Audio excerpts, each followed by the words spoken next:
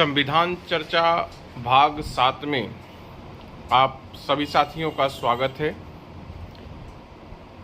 आज का विषय फिर से काम का बंटवारा क्यों ज़रूरी है, इसी को रखते हैं, क्योंकि अभी तक इस वीडियो को सबसे ज़्यादा रिस्पॉन्स मिला है और अभी का जो माहौल वातावरण है उसके हिसाब से रोजगार एक बड़ी समस्या है और मुझे लगता है कि काम का बंटवारा इस सोच में कुछ संभावना हमारे युवाओं ने जरूर देखा है।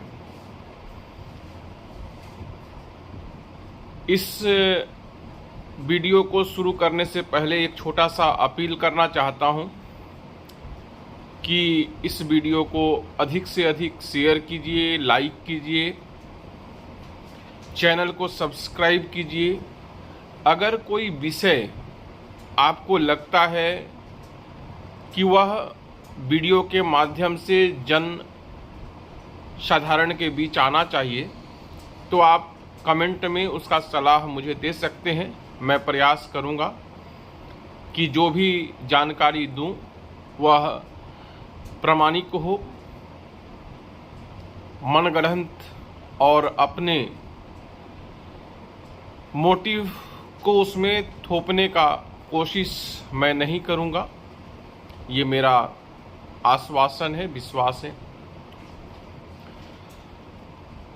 काम का बंटवारा दरअसल इस सोच का परिणाम है कि हम यह मान चुके हैं कि अब जितना रोजगार पैदा हो चुका है वह रोजगार संख्या में बढ़ने वाला नहीं है। बढ़ने की सोच तो छोड़ दीजिए, जैसे जैसे तकनीक विकसित हो रहा है वैसे वैसे रोजगार की संख्या घटती जाएगी, क्योंकि अब मानव श्रमिक की जगह रोबोट आ रहा है।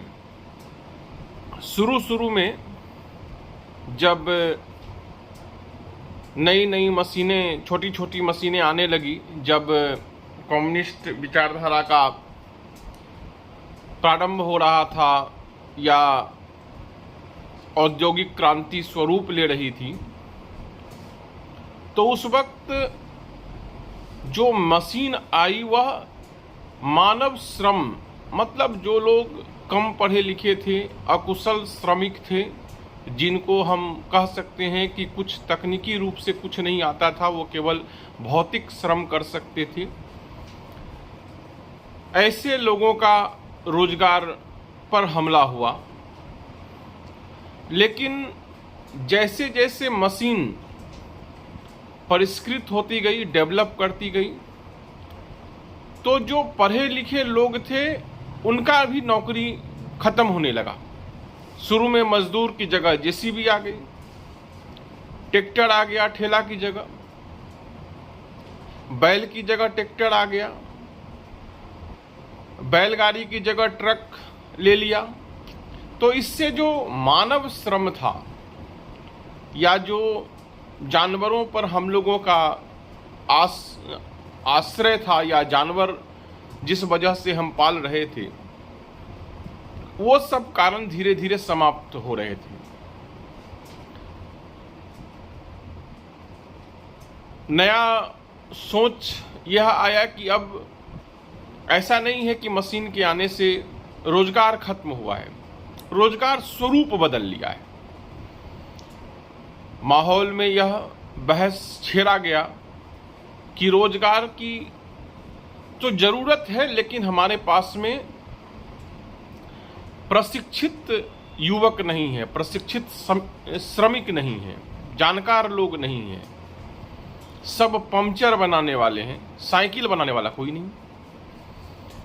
तो यह सोच के साथ नई नई इंस्टीट्यूट, आईटीआई, पॉलिटेक्निक, इंजीनियरिंग कुकुरमुत्ते की तरह सब इलाके में खड़ा हो गया। लगा कि सब इनको इंजीनियर बना देंगे, सबको डॉक्टर बना देंगे, सबको मैनेजमेंट करा देंगे, सब पढ़े लिखे स्किल व्यक्ति हो जाएंगे। लेकिन समय बदला, मशीन भी बदल गए। पहले जो मशीन सिर्फ मैकेनिकल काम कर सकते थे, जिसके लिए प्रशिक्षित लोगों की जरूरत होती थी, ड्राइवर लगता था मशीनों के लिए, लेकिन अब मशीन इंटेलिजेंट होने लगे। प्रारंभिक समय में सीएनसी मशीनें आई, जो कंप्यूटर कंट्रोल्ड माइक्रोचिप से चलने वाली मशीनें थी, जिसको छोटे छोटे रोबोट हम लोग कहते थे, कि जैसे इधर से बोरा उठाया उधर रख दिया, उधर से उठाया उधर रख दिया, बस उसका एक ही काम था, ऐसे उठाया इधर गया, फिर उधर से लौट के आया, फिर उठाया फिर उधर चला गया। तो इस प्रकार का मशीन बना। उसके बाद चलायमान मशीनें बन गई। अब रोबोट होटल में सर्व करने लगा, वेटर का काम करने लगा, तो वहां से वेटर निकलने लगे हैं। अब एआई टूल आ गया है, आर्टिफिशियल इंटेलिजेंट, जिसको कृत्रिम बुद्धिजीवी आप कह सकते हैं या बुद्धिमत्ता कह सकते हैं। इंटेलिजेंस का मतलब तो यही होता है। अब वह क्या है कि हमारे जैसा सोच सकता है। अब आपको कोई गीत लिखना है, कोई आवेदन लिखना है, कोई ईमेल लिखना है, उसमें किसी गलती का गुंजाइश नहीं है, तो एआई को आप थोड़ा सा प्रशिक्षण लेकर के एआई को आप बताइए, कमांड दीजिए, ऐसा कमांड दीजिए कि एआई समझ पाए, क्योंकि वो भी इंटेलिजेंट है। उसके लिए कोई स्पेसिफिक कमांड नहीं है। जैसे कंप्यूटर का कमांड होता था कि हमको पेपर में प्रिंट लेना है तो प्रिंट मारे, कंट्रोल पी दबाए, पेपर निकल गया, प्रिंट हो गया। लेकिन एआई को बोलना पड़ता है कि हाँ प्रिंट कर दो, तो एआई प्रिंट कर देता है। उसके लिए हमको ये लिखना नहीं पड़ता, ये नहीं दबाना पड़ता कि कंट्रोल पी नहीं दबाना पड़ता है। लेकिन ऐसा नहीं है कि हमारा और एआई के बीच भाषा इतना परिष्कृत हो गया कि हम जो चाहेंगे एआई कर देगा। अभी भी एआई उतना इंटेलिजेंट नहीं हुआ है, या हम उतने इंटेलिजेंट नहीं हुए हैं कि एआई से अपने मनोनुकूल परिणाम पा सकें। लेकिन एआई के आने के बाद जो हमारे पढ़े लिखे वर्ग थे, जो अपने आप को अद्वितीय समझते थे, जैसे मैनेजमेंट किए हुए लोग, बड़े बड़े इंस्टीट्यूट से इंजीनियर, ये सब को अब लगने लगा है, लेखक को लगने लगा है, क्योंकि अब एआई को बोलिए एक अच्छा कहानी लिख दो, लिख देगा, एक अच्छा गीत लिख दो, लिख देगा, एक कविता लिख दो, लिख देगा। अब इन लोगों को लगने लगा है कि अब हमारे नौकरी भी सवालों के घेरे में है। अब सही मायने में समझिए तो जो ये पढ़े लिखे लोगों पर सवाल खड़ा हुआ है, तो अब संगठन बनने का कुछ संभावना बना है। अमेरिका में करीब महीने भर से वहाँ का जो बॉलीवुड के कलाकार हैं, क्योंकि जो पर्दे पर आते हैं सिर्फ वही कलाकार नहीं है, कुछ आर्टिस्ट होता है, जो कुछ लोग बैकग्राउंड डिजाइन करते हैं, कुछ कहानी डिजाइन करते हैं, कुछ मेकअप करता है। तो इस तरह का जितने कलाकार हैं, श्रमिक हैं, सबको लगने लगा कि अब सब काम एआई करेगा। अब आप सोचिए कि आपको हर 10 मिनट में 15 फेस चाहिए, तो कोई भी जो सजाने वाला आर्टिस्ट है, उसको एक चेहरे को दूसरे चेहरे में बदलने में या दूसरे तरह से संवारने में उसको आधा 1 घंटा 2 घंटा लगता है। लेकिन एआई के लिए यह चुटकी का खेल है, वह 1 सेकंड में कर देगा। करोड़ों का फिल्म वह 150 रुपये में बना देगा। इससे कुछ वर्ग को तो फायदा होगा, लेकिन नौकरी खत्म होगा, रोजगार खत्म होगा। पहले हम लोगों को लगता था कि रोजगार के लिए पढ़े लिखे लोग कम हैं, जानकार लोग कम हैं, लेकिन अब मशीनें जानकार होने लगी। शुरू में जो शारीरिक श्रम करते थे उनके रोजगार को मशीनों ने खाया। अब जो कागज कलम पर जो बौद्धिक परिश्रम कर रहे हैं उनका भी रोजगार अब समाप्त होने लगा है। और उनका रोजगार ही नहीं, जो मैनेजमेंट लेवल पर काम कर रहे थे अब उनके रोजगार पर भी संकट आ गया है।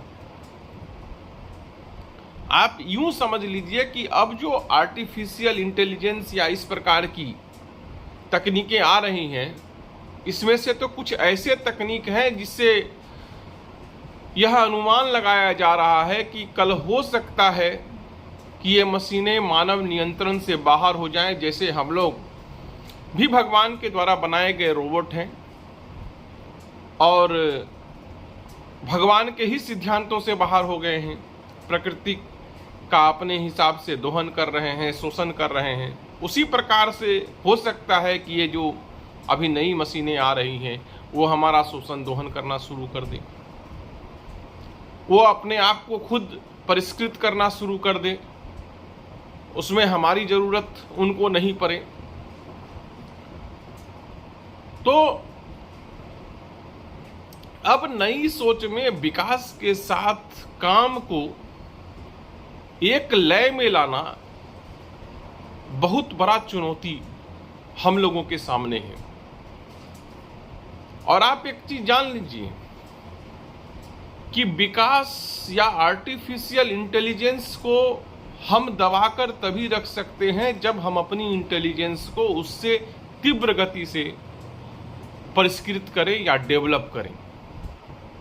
अगर एआई हमसे गति में आगे निकल गया, क्योंकि एक चीज जान लीजिए कि जो उसके अंदर चिप है, आजकल बायो चिप भी यूज करने का वैज्ञानिक खोज सामने आ रहा है, और हमारे पास भी हमारे दिमाग में भगवान के द्वारा बनाया गया न्यूरॉन है जो अभी उपलब्ध जितने भी मेमोरी या जितने भी प्रोसेसिंग मशीन हैं उससे अरबों गुना ज़्यादा कैपेबल है। लेकिन हम इस आने वाली नई चुनौती से कैसे लड़ेंगे? और अंत में आज का वीडियो चूंकि थोड़ा लंबा खिंच रहा है और हम चाहते हैं कि इसको 15 मिनट के दायरे में रखें, नए नए वीडियो ला करके छोटे छोटे ये में, ताकि आपको भी बहुत परेशानी नहीं हो सुनने में, फैलाने में परेशानी नहीं हो। मैं जानता हूँ कि कई ग्रामीण क्षेत्र में इंटरनेट की स्पीड उतनी ज़्यादा नहीं है कि इसे सही तरीके से देखा जा सके। तो इस बात को ख्याल रखते हुए इस वीडियो को इस सीमा तक हम रोक करके रखेंगे कि हमको ये सोचना है कि विकास जो पहले मजदूरों की नौकरी खा रहा था, फिर विकसित हुआ तो टेक्नीशियन की नौकरी खाने लगा, आज इतना विकसित हो गया है जो धुरंधर विद्वान हैं उनके नौकरी पर अब संकट है। ऐसे में हम सबको विचार करने की ज़रूरत है कि विकास के साथ सामंजस्य बना करके हम अपने अस्तित्व की रक्षा कैसे कर सकें। आज नहीं तो कल हमारा संघर्ष आर्टिफिशियल इंटेलिजेंस से होना है, और आर्टिफिशियल इंटेलिजेंस से लड़ने के लिए हमको नेचुरल इंटेलिजेंस को बहुत ताकतवर बनाने की ज़रूरत है। और याद रखिएगा, मार्क्स ने कहा था कि हमारी सभी समस्याओं का जड़ प्रॉफिट बनाने का सोच है। जो निजी कंपनी, बड़ी बड़ी कंपनी प्रॉफिट से समझौता नहीं करना चाहती है, इस वजह से मानव सभ्यता संकट में है। लेकिन बिजनेसमैन का अपना सोच है, हमारी अपना ज़रूरत है, हम अपने ज़रूरत के हिसाब से खुद को तैयार करेंगे। बिजनेसमैन अपनी ज़रूरत के हिसाब से तैयार हो रहे हैं। और याद रखिएगा कि कल भी हम मजदूर ही उनकी मदद कर रहे थे, चाहे वह खेत में काम करने वाले मजदूर के रूप में हो, चाहे तकनीशियन के रूप में ITI, पॉलिटेक्निक या इंजीनियरिंग के छात्र के रूप में हो, या मैनेजमेंट लेवल पर कोई मैनेजर के रूप में हो या कोई खोजकर्ता के रूप में हो, कोई भी बिजनेसमैन अपने लिए कुछ नहीं करता, हम उनको कर करके देते हैं। इस बात को ध्यान में रखते हुए आज के वीडियो को यहीं विराम देते हैं। उम्मीद करते हैं कि इस वीडियो को भी पिछले वीडियो की तरह आप लोग अधिक से अधिक फैलाएंगे, चैनल को सब्सक्राइब करेंगे और आगे हम लोग यह विचार करेंगे अगले वीडियो में कि हम जो काम बांटो का सिद्धांत के बारे में सोच रहे हैं उसको व्यवहारिक उपयोग में कैसे लाया जा सकता है। हो सकता है इसके लिए कुछ और वीडियो हमको अपलोड करना पड़े, लेकिन यह तय है कि दुनिया हमारे लिए है, हम दुनिया के लिए नहीं है। ऐसा नहीं हो कि आर्टिफिशियल इंटेलिजेंस आकर के या मशीनें आकर के हमको समाप्त कर दें। हम मशीनों को अपने अनुकूल इससे पहले बना लें ताकि वह एक दास और जिन्न की तरह हमारे सेवा में लगा रहे। जिन्न को तो हम लोग जानते हैं, उससे परिचित हैं कि जिन्न सेवक है और जिन्न को बोतल में बंद रखना सबसे बड़ा आर्ट है। यही आर्ट हमको आपको सीखना है। जय हिंद, जय भारत।